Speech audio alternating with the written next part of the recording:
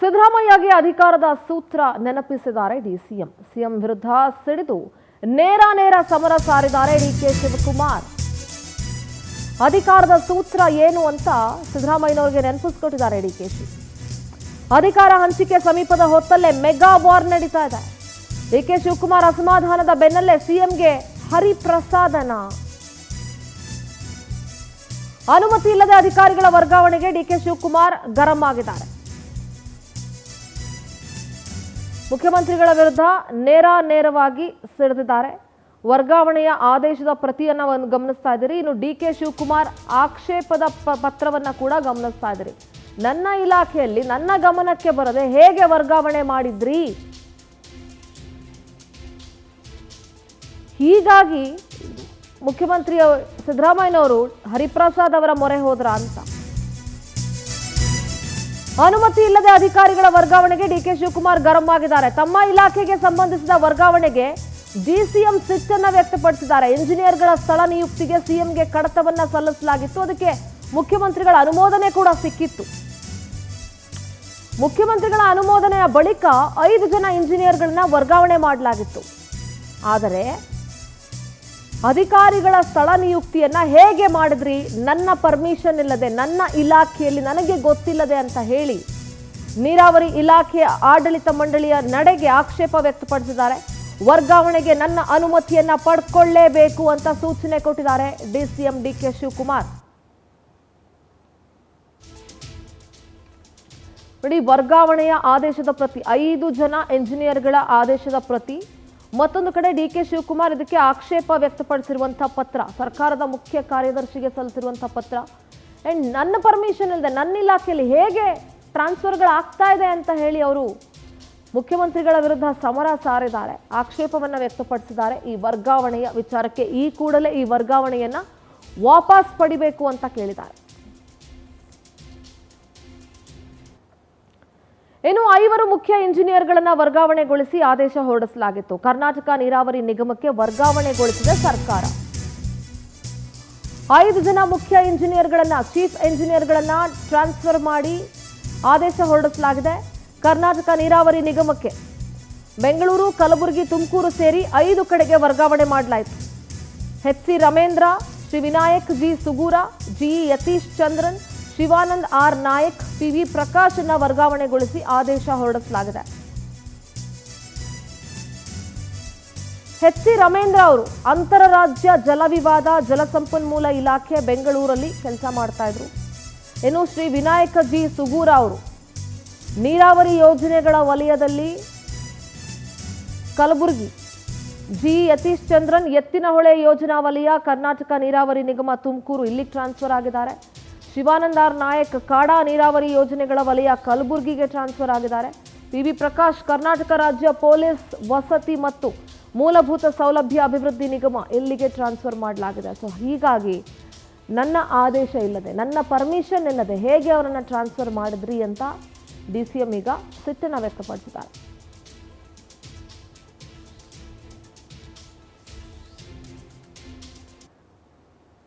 CM Siddaramaiah ಅವರಿಗೆ ಅಧಿಕಾರದ ಸೂತ್ರವನ್ನ DCM DK Shivakumar ನೆನಪಿಸಿಕೊಟ್ಟಿದ್ದಾರೆ.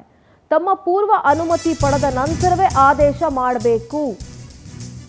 ನನ್ನ ಇಲಾಖೆಗೆ ಒಳಪಡುವ ನೇಮಕಾತಿ ಅಥವಾ ವರ್ಗಾವಣೆಗೆ ನನ್ನ ಒಪ್ಪಿಗೆ ಬೇಕು ಅಂತ ಖಡಕ್ ಆಗಿ ಹೇಳಿದ್ದಾರೆ. Because it's my department. ಸರ್ಕಾರ ಅಸ್ತಿತ್ವಕ್ಕೆ ಬಂದ ವೇಳೆಯೇ ಟಿಪ್ಪಣಿ ಮೂಲಕ ತಿಳಿಸಲಾಗಿತ್ತು. ಸಿಬ್ಬಂದಿ ಮತ್ತು ಆಡಳಿತ ಸುಧಾರಣೆ ಇಲಾಖೆಗೆ ವಹಿಸುವ ಕಡತಗಳ ಬಗ್ಗೆ ಸೂಚನೆ ಕೊಡಲಾಗಿತ್ತು.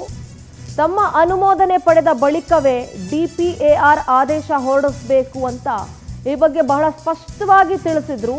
ನನ್ನ ಗಮನಕ್ಕೆ ಬರದೆ ವರ್ಗಾವಣೆಯನ್ನ ಯಾಕೆ ಮಾಡಿದ್ರಿ ಅಂತ ಸಿಎಂ ಸಿದ್ದರಾಮಯ್ಯ ವಿರುದ್ಧ ನೇರ ಸಮರವನ್ನ ಸಾರಿದ್ದಾರೆ ಡಿಕೆ ಶಿವಕುಮಾರ್. ಹಾಗಾದ್ರೆ ಡಿಕೆ ಶಿವಕುಮಾರ್ ಅವರು ಬರೆದಂತ ಪತ್ರದಲ್ಲಿ ಏನಿದೆ ನೋಡ್ಕೊಂಡು ಬನ್ನಿ. ನನ್ನ ಇಲಾಖೆಗೆ ಒಳಪಡುವ ಇಲಾಖೆಗಳಿಗೆ ಸಂಬಂಧಿಸಿದಂತೆ ನೇಮಕಾತಿ ಮುಂತಾದ ವಿಚಾರಗಳ ಬಗ್ಗೆ ಆದೇಶ ಹೊರಡಿಸಬೇಕಾದ್ರೆ ನನ್ನ ಪೂರ್ವಾನುಮತಿಯನ್ನ ಪಡೆದ ನಂತರ ಆದೇಶವನ್ನ ಹೊರಡಿಸುವಂತೆ ಈ ಸರ್ಕಾರ ಅಸ್ತಿತ್ವಕ್ಕೆ ಬಂದ ಪ್ರಾರಂಭದಲ್ಲಿಯೇ ಟಿಪ್ಪಣಿ ಮೂಲಕ ನಿಮಗೆ ತಿಳಿಸಲಾಗಿತ್ತು. ನಂತರ ಮುಖ್ಯ ಅಭಿಯಂತರರು ಸೇವೆಗೆ ಸಂಬಂಧಿಸಿದ ಕಾರ್ಯವ್ಯಾಪ್ತಿಯನ್ನ ಜಲಸಂಪನ್ಮೂಲ ಇಲಾಖೆಯಿಂದ ಸಿಬ್ಬಂದಿ ಮತ್ತು ಆಡಳಿತ ಸುಧಾರಣೆ ಇಲಾಖೆಗೆ ವಹಿಸುವ ಕಡತದಲ್ಲಿಯೂ ಸಹ ಮೇಲ್ಕಂಡ ಸೂಚನೆಯನ್ನ ಪುನರ್ ಉಚ್ಚರಿಸಿ ಅಂತ ವಿಚಾರಗಳ ಬಗ್ಗೆ ನನ್ನ ಗಮನಕ್ಕೆ ತಂದು ನನ್ನ ನಮೂದನೆಯನ್ನ ಪಡೆದ ನಂತರವೇ ಡಿಪಿಎಆರ್ನಿಂದ ಹೊರಡಿಸಬಹುದು ಅಂತ ಸ್ಪಷ್ಟವಾಗಿ ಸೂಚನೆಯನ್ನ ನೀಡಿರುತ್ತೇನೆ.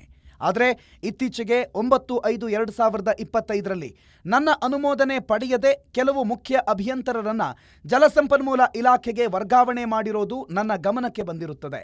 ನನ್ನ ಸೂಚನೆಯನ್ನ ಕಡೆಗಣಿಸಿ ಆದೇಶ ಹೊರಡಿಸಿರುವುದು ನಾನು ಆಕ್ಷೇಪಿಸುತ್ತಿದ್ದೇನೆ. ಆದ್ದರಿಂದ ಸದರಿ ಆದೇಶವನ್ನ ಕೂಡಲೇ ವಾಪಸ್ ಪಡೆದು ಇಂಥ ವಿಚಾರಗಳ ಬಗ್ಗೆ ಯಾವುದೇ ಆದೇಶ ಹೊರಡಿಸಬೇಕಾದ್ರೆ ನನ್ನ ಪೂರ್ವಾನುಮತಿಯನ್ನ ಪಡೆಯಬೇಕೆಂದು ಈ ಮೂಲಕ ಸೂಚಿಸಿದೆ.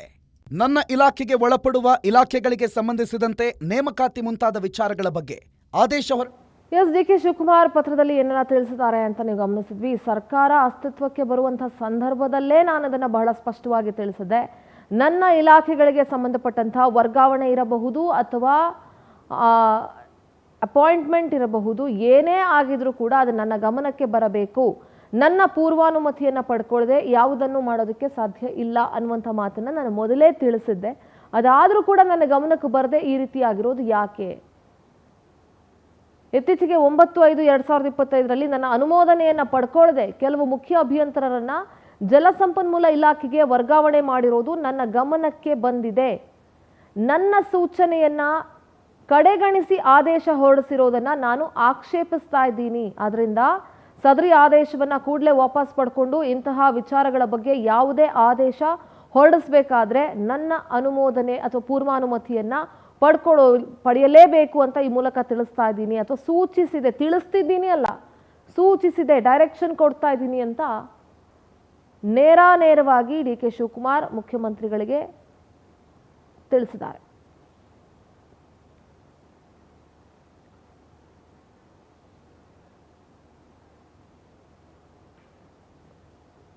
ನಮ್ಮ ಪೊಲಿಟಿಕಲ್ ಕರೆಸ್ಪಾಂಡೆಂಟ್ ದೀಪಾ ನೇರ ಸಂಪರ್ಕದಲ್ಲಿ ಜಾಯ್ನ್ ಆಗ್ತಾ ಇದ್ದಾರೆ. ದೀಪಾ, ಮುಖ್ಯಮಂತ್ರಿ ಹಾಗೂ ಡಿಸಿಎಂ ನಡುವಿನ ಕೋಲ್ಡ್ ವಾರ್ ಎಷ್ಟು ಮಟ್ಟಿಗಿತ್ತು ಅನ್ನೋದು ಗೊತ್ತಿತ್ತು. ಮುಖ್ಯಮಂತ್ರಿ ಕುರ್ಚಿಯಿಂದ ಹಿಡ್ಕೊಂಡು ಅವರ ಬಣಗಳಲ್ಲಿ ಯಾರನ್ನ ಸಚಿವ ಸಂಪುಟಕ್ಕೆ ಸೇರ್ಕೊಳ್ಬೇಕು ಅಂತ ಅಲ್ಲಿಂದ ಹಿಡಿದು ಶುರುವಾಗದಂಥದ್ದು ಇವತ್ತು ವರ್ಗಾವಣೆ ಹಂತಕ್ಕೆ ತನಕ ಬಂದು ನಿಂತ್ಕೊಂಡಿದೆ. ಏನ್ ಹೇಳ್ತೀರಿ ದೀಪಾ, ಈ ಒಂದು ಕೋಲ್ಡ್ ವಾರ್ ಅಥವಾ ನೇರವಾಗಿ ಡಿ.ಕೆ. ಶಿವಕುಮಾರ್ ಎಚ್ಚರಿಕೆ ಕೊಟ್ಟಿದ್ದಾರೆ ಅಂತ ಹೇಳ್ಬೋದು? ಸಿಂಧೂರ ಹಿಂದೆ ಅಂದರೆ 2 ವರ್ಷದ ಹಿಂದೆ ಸರ್ಕಾರ ಪಕ್ಷ ಅಧಿಕಾರಕ್ಕೆ ಬಂತು, ಕಾಂಗ್ರೆಸ್ ಪಕ್ಷ. ಅಂದಿನಿಂದಲೂ ಕೂಡ ಅಧಿಕಾರ ಹಂಚಿಕೆ ಸೂತ್ರದ ವಿಚಾರವಾಗಿ ಆಗಿಂದಾಗಲೇ ಮಾತುಗಳು, ಕೋಲ್ಡ್ ವಾರ್ಗಳು, ನೇರ ವಾಗ್ದಾಳಿಗಳು ನಡೀತಾನೆ ಇದ್ವು.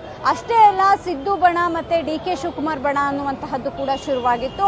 ಅವರು ಒಂದು ಪಾರ್ಟಿ ಮಾಡಿದರೆ ಅಥವಾ ಒಂದು ಡಿನ್ನರ್ಗೆ ಸೇರಿಕೊಂಡ್ರೆ ಅದನ್ನು ಹೈಕಮಾಂಡ್ ಲೆವೆಲಲ್ಲಿ ಸುದ್ದಿ ಮುಟ್ಟಿಸುವಂತಹದ್ದು ಕೂಡ ಡಿ.ಕೆ. ಬಣ ಮಾಡ್ತಿದೆ ಅನ್ನುವಂತಹದ್ದು ಕೂಡ ಆರೋಪ ಇತ್ತು.